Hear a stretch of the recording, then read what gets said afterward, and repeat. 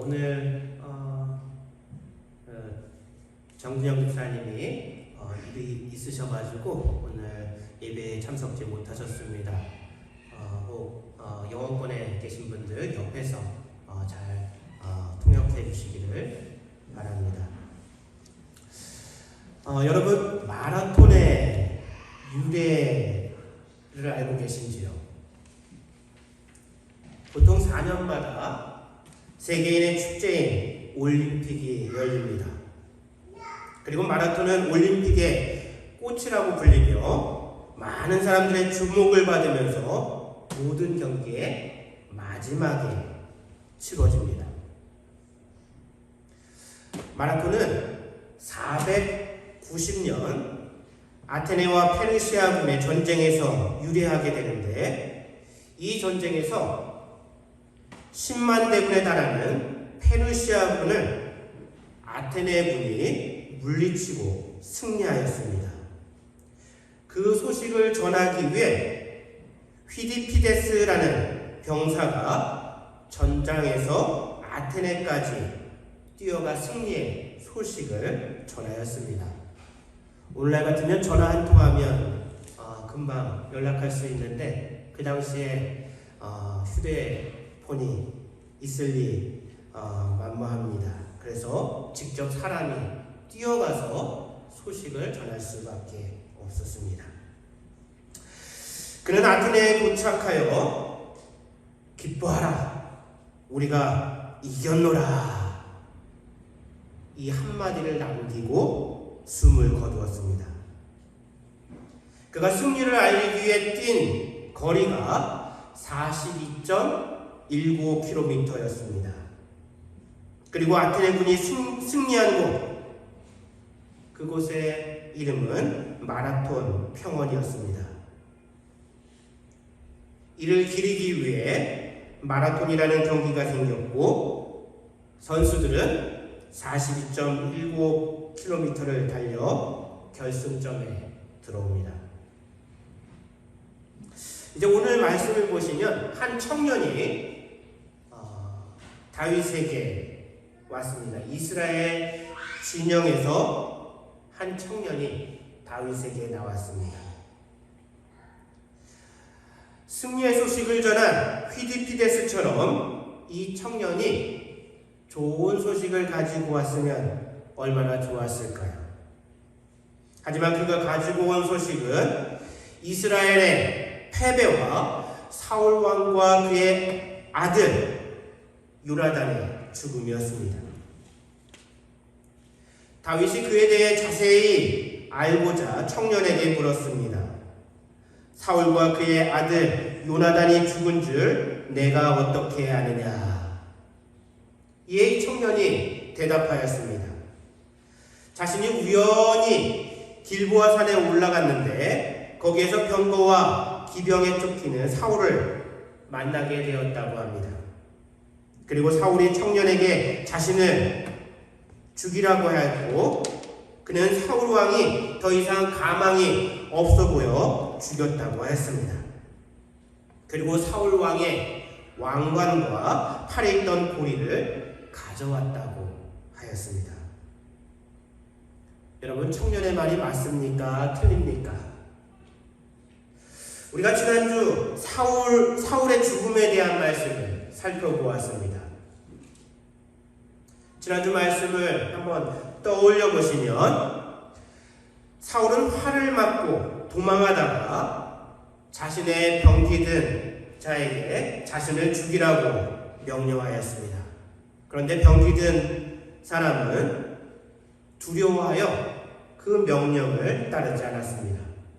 그러자 사울은 스스로 자신의 칼에 엎드러져 목숨을 끊었습니다.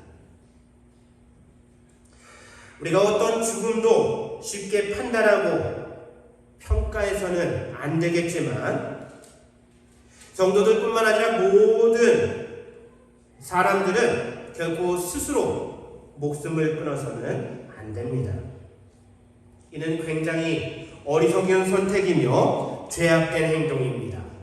왜냐하면 자살은 하나님께서 주신 생명을 자신의 마음대로 결정하는 것이고 또 소망과 변화의 기회를 스스로 포기하는 것이기 때문입니다. 요즘 의외로 많은 사람들이 우울증으로 고통을 호소합니다. 우울증을 유발하는 다양한 원인이 있을 수 있는데 평소 밝고 긍정적인 사람에게도 갑자기 생길 수 있다고 합니다. 스스로 감정 조절이 잘 안 되고 부정적이고 우울한 생각에 사로잡히는 병입니다. 우리가 우울증을 심각하게 생각해야 하는 이유는 증상이 심해지면 스스로 목숨을 끊는 경우가 빈번히 발생하기 때문입니다. 제가 알기로 우리 교회에는 우울증이 있으신 분이 한 분도 안 계시다고 알고 있습니다. 혹시 제가 모르는 우울증이 있는 분이 계신가요? 이는 절대로 나약한 것도 또 부끄럽거나 창피한 것도 아닙니다. 여러분 혹시 그런 분이 계시다면 혼자 힘들어하지 마시고 도움을 청하시기 바랍니다. 함께 기도하길 원합니다. 그리고 전문 의료진의 도움을 받을 수도 있습니다. 숨기고 그래서 악화되는 것이 문제지 치료하려고 노력하는 것은 결코 부끄러운 일이 아닙니다. 스스로 목숨을 끊는 것은 성도들이 절대 하지 말아야 할 행동입니다. 성도들은 죽음을 두려워할 필요가 없지만 그렇다고 스스로 목숨을 버리는 행동을 해서는 절대 안 됩니다. 우울증뿐만 아니라 다른 문제에 있어서도 혼자 힘들어하지 마시고 용기를 내시고 도움을 요청하시기 바랍니다. 극복하고 이겨낼 수 있는 방법을 함께 찾아가길 원합니다. 그것이 우리가 한 교회, 사랑의 공동체인 목적입니다. 조금 다른 이야기로 빠졌지만 사울은 스스로 목숨을 끊었습니다. 그런데 이스라엘 진영으로부터 다윗을 찾아온 아말렉 청년은 자신이 사울을 죽였다고 다윗에게 거짓말하였습니다. 그렇게 한 것은 아마도 다윗에게 칭찬받고 또 상을 받지 않을까 하는 기대감 때문이었을 것입니다. 이 아말렉 청년이 어떻게 이스라엘과 블레셋의 전장에 있게 되었는지 정확하게 알 수는 없지만 그는 사울의 죽음에 대해서 어느 정도 알고 있었던 것 같습니다. 그뿐만 아니라 다윗과 사울의 관계에 대해서도 알고 있었습니다. 그러니까 이 청년은 풍부한 정보와 지식을 갖고 있었고 그것을 자신의 유익을 위해 이용할 수 있는 똑똑한 사람이었습니다. 사실 이 똑똑한 사람이라는 그곳에 처음은 지혜라는 단어를 제가 사용했다가 고쳤습니다. 그 이유는 여러분들이 말씀을 들어보면 아실 수 있을 것입니다. 이 아말렉 청년은 똑똑한 머리를 부정한 목적과 방법으로 사용하였습니다. 자신의 부귀 영화, 욕심을 채우기 위한 방법으로 사용하였습니다. 그런데 그 결과가 죽음이라는 것이 참으로 아이러니합니다. 세상적으로 볼 때 교회는 참 이상한 곳입니다. 그리고 성도들은 미련한 사람들입니다. 여러분 한번 생각해 보십시오. 자신이 힘들게 번 돈을 헌금으로 드립니다. 그러면서 생산적인 것 별로 없는 예배를 일주일에 몇 번씩 모입니다.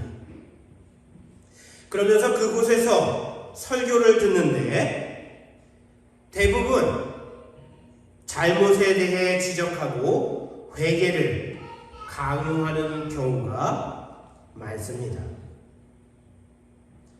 그뿐만이 아니라 하라고 하는 일도 많은데 사랑하라고 하며 또 자신도 나도 힘들고 어려운데 다른 사람과 나누라고 하고 또 어려운 이들을 도우라고 말합니다.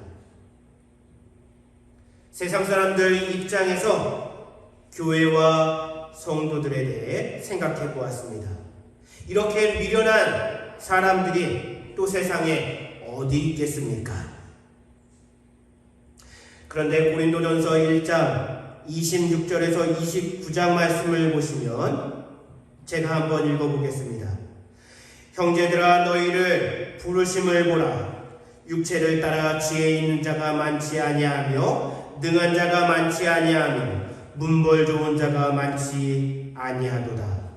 그러나 하나님께서 세상에 미련한 것들을 택하사 지혜 있는 자들을 부끄럽게 하시려고 세상의 약한 것들을 택하사 강한 것들을 부끄럽게 하려 하시며 하나님께서 세상의 천한 것들과 멸시받는 것들과 없는 것들을 택하사 있는 것들을 폐하려 하시나니 이는 아무 육체라도 하나님 앞에서 자랑하지 못하게 하려 하심이라. 이 말씀이 우리에게 힘이 되고 용기가 되고 위로가 되길 소망합니다. 하나님께서 우리를 부르셨습니다. 하나님께서 우리를 사용해 주실 줄 믿습니다. 그리고 그곳에 은혜가 있고 구원이 있는 줄 믿습니다. 그런데 다윗이 격분한 것은 아말렉 청년이 거짓말하고 속여서가 아니었습니다. 물론 거짓말 때문에 다윗이 오해하였고 그런 상황에 이르게 되었지만 그것이 직접적인 원인은 아니었습니다.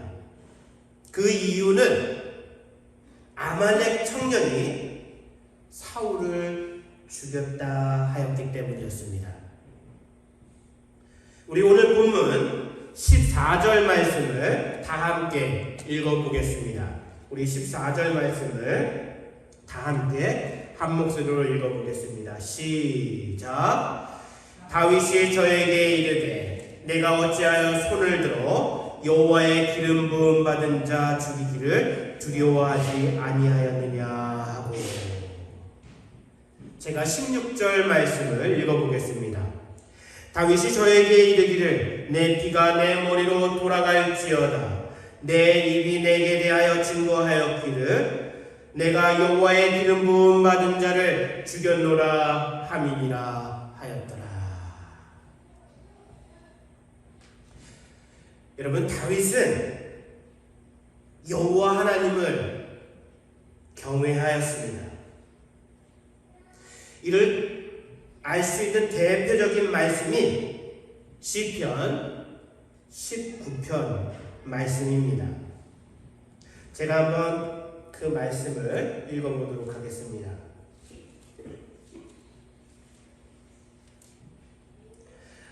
하나님이 하나님의 영광을 선포하고 궁창이 그 손으로 하신 일을 나타내는도다. 날은 날에게 말하고 밤은 밤에게 지식을 전하니 언어가 없고 들리는 소리도 없으나 그 소리가 온 땅에 통하고 그 말씀이 세계 끝까지 이르도다. 하나님이 해를 위하여 하늘의 장막을 베푸셨도다. 해는 그 방에서 나오는 신랑과 같고 그 길을 달리기 기뻐하는 장사 같아서 하늘 이 끝에서 나와서 하늘 저 끝까지 운행하며 그 온기에서 피하여 숨은 자 없도다. 여호와의 율법은 완전하여 영혼을 소성케 하고 여호와의 증거는 확실하여 우둔한 자로 지혜롭게 하며 여호와의 교훈은 정직하여 마음을 기쁘게 하고 여호와의 계명은 순결하여 눈을 밝게 하리라.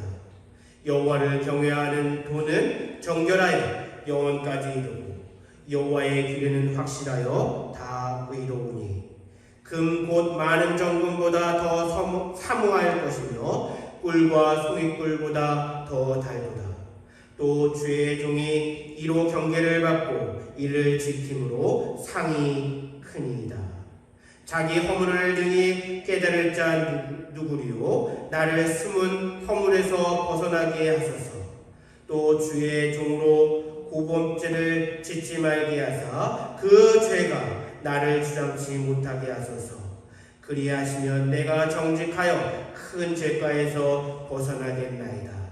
나의 반석이시요 나의 구속자신 여호와여, 내 입의 말과 마음의 묵상이 주의 앞에 연락되기를 원하나이다.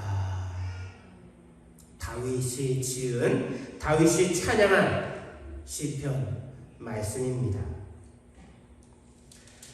이 하나님을 경외하는 마음, 이 마음이 바탕이 되어서 다윗은 하나님의 기름 부음을 받은 이들을 존귀히 여겼습니다.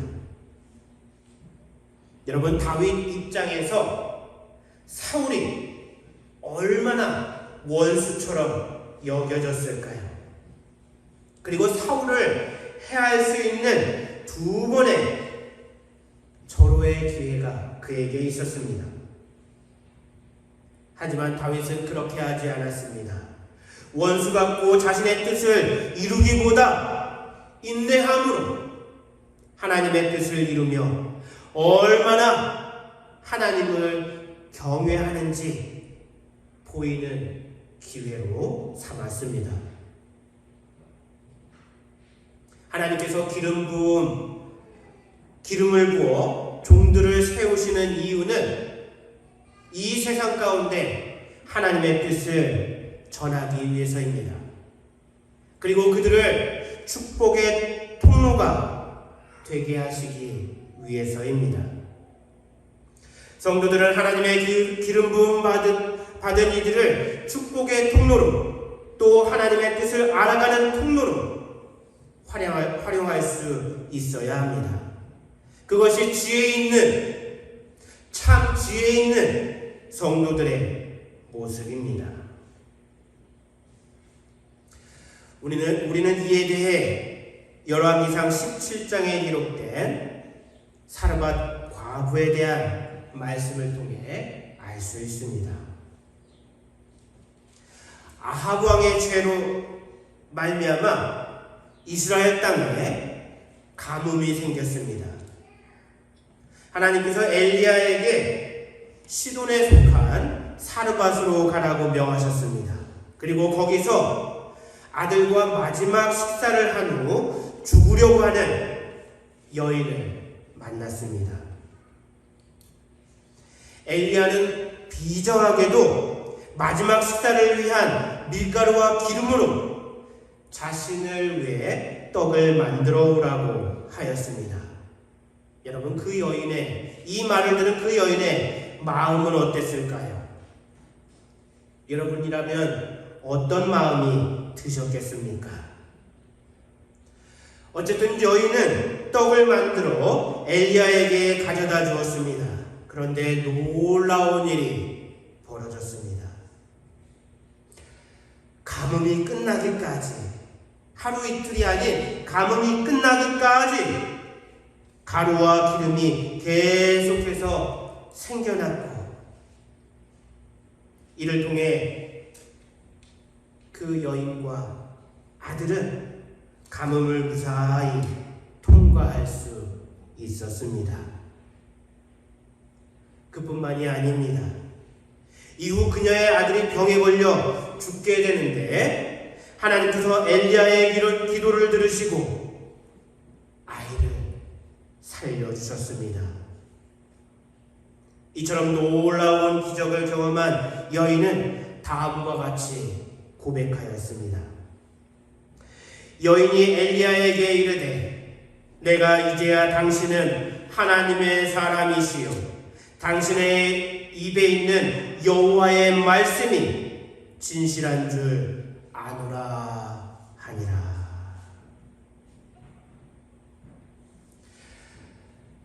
다윗은 하나님을 경외함으로 여러 가지 실수와 연약함 중에도 이스라엘의 가장 위대한 왕이 되었습니다. 여러분, 하나님을 경외하시기 바랍니다. 잠언 9장 말씀에 여호와를 경외하는 것이 지혜의 근본이라고 말씀하셨습니다. 세상에서 똑똑하게 사는 것이 지혜가 아닙니다. 만약 그 똑똑함이 자신의 탐욕과 욕심을 위한 것이라면 그것은 화가 될 수 있습니다. 진정한 지혜는 여호와를 경외하는 것입니다. 우리 성도님들이 지혜 있는 사람이 되어서 하나님의 은혜와 복을 충만히 누릴 수 있기를 소원합니다. 이제 오늘 말씀을 정리하며 마치도록 하겠습니다. 이스라엘 진영으로부터 한 청년이 다윗을 찾아왔습니다. 그 청년은 탐욕의 마음을 갖고 다윗에게 왔습니다. 그래서 거짓말로 다윗의 마음을 사려고 하였습니다. 똑똑한 머리로 자신의 욕심을 채우려 한 것이었습니다. 그런데 이는 그가 죽임을 당하는 결과를 가져왔습니다. 다윗은 하나님을 경외함으로 이스라엘의 가장 위대한 왕, 하나님 마음에 합한 자의 삶을 살았습니다. 그 대표적인 방법이 바로 하나님의 기름 부음 받은 이들을 존귀히 여긴 것이었습니다. 하나님을 경외함으로 지혜로운 삶, 복된 삶을 살아가는 우리 신시내티 제1감리교회 성도님들 되시길 다시 한번 축원합니다. 우리 다 함께 기도하겠습니다.